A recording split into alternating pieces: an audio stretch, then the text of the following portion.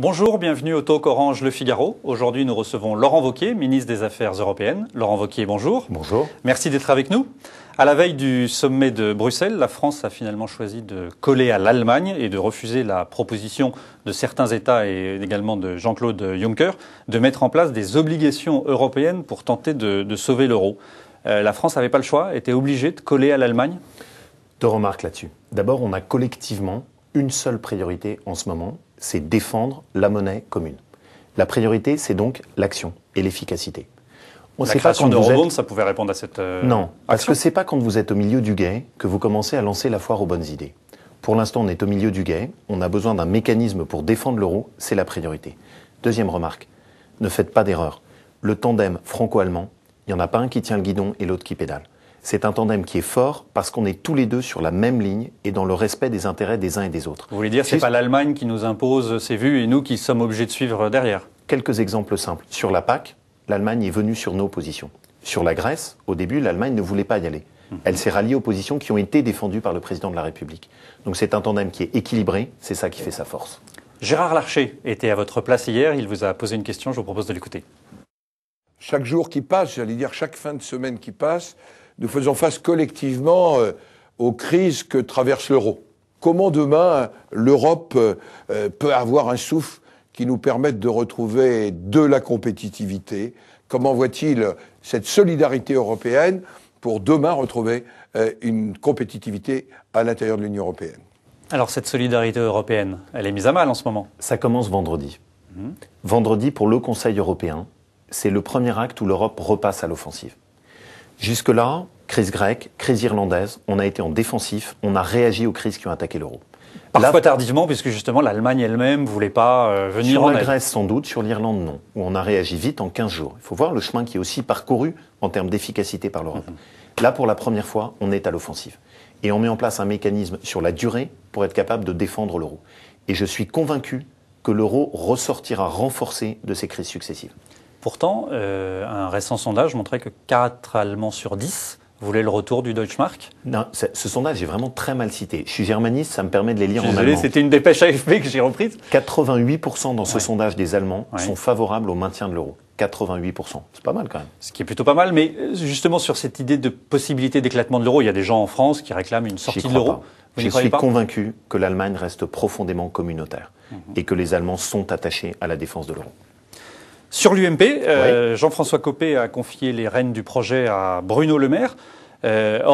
Juste avant, vous étiez avec Nathalie Kosciusko-Morizet, responsable du projet, quand c'était Xavier Bertrand, le secrétaire général. Donc ça veut dire qu'il y a une sorte de désaveu, c'est plus vous qui allez faire le projet? Comment ça va se passer? D'abord, il n'y a rien de décidé.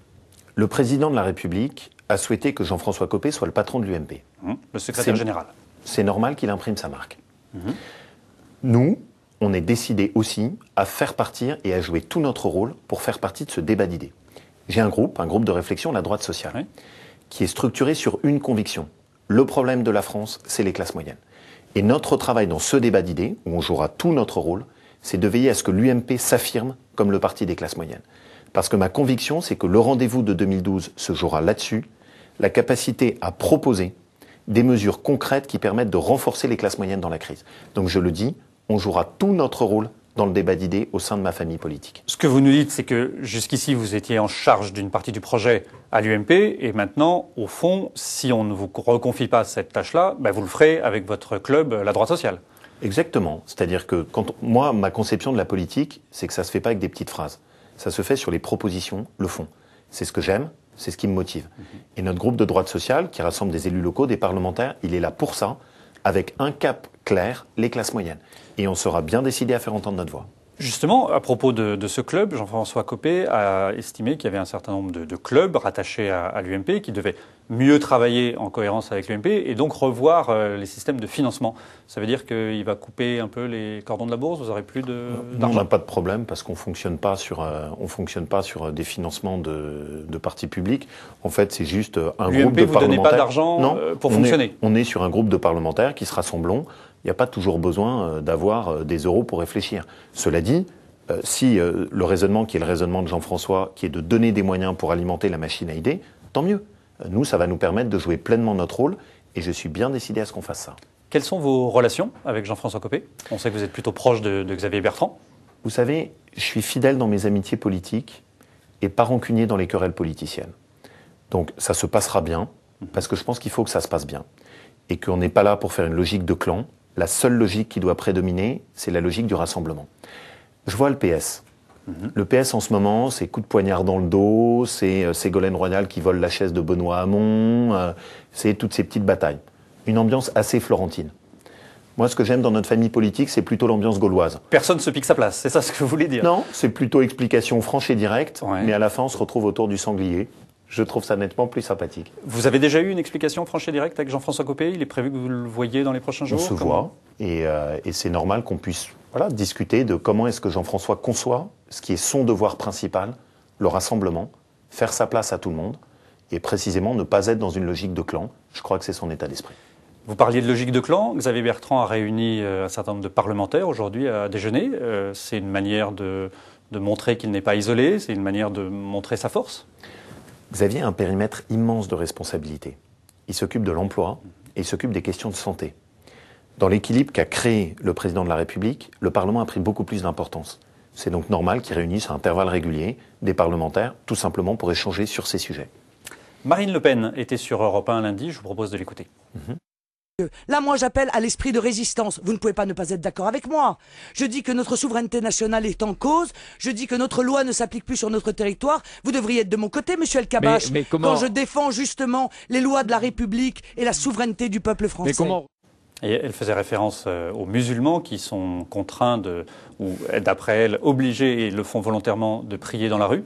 Quelle est votre position par rapport à ces propos de Marine Le Pen? Je ne fais pas partie de ceux qui sont tétanisés comme devant un cobra par Marine Le Pen. Et je pense que pour lui répondre, on n'est pas obligé de se caricaturer nous-mêmes. Je trouve d'ailleurs que Marine Le Pen, c'est quoi au fond? C'est l'histoire assez sordide d'une saga familiale d'apparatchiks. Bon, est-ce qu'on est obligé pour lui répondre, parce qu'on est angoissé par ses prises de position, de faire dans la surenchère sur l'identité nationale ou l'immigration? Je ne crois pas. Et je crois précisément que le meilleur terrain sur lequel lui répondre, c'est celui de la situation des classes moyennes. Marine Le Pen cherche à instrumentaliser... Répondre sur le terrain social plutôt que répondre sur le terrain sécuritaire ou identité nationale. En tout cas, je crois qu'on ne peut pas se contenter d'avoir un discours qui soit sécuritaire, force de l'ordre. Il est indispensable qu'on occupe ce terrain social, parce que ce qu'attendent les classes moyennes de nous, c'est quel message d'espoir vous m'apportez? Quelle perspective pour mes enfants?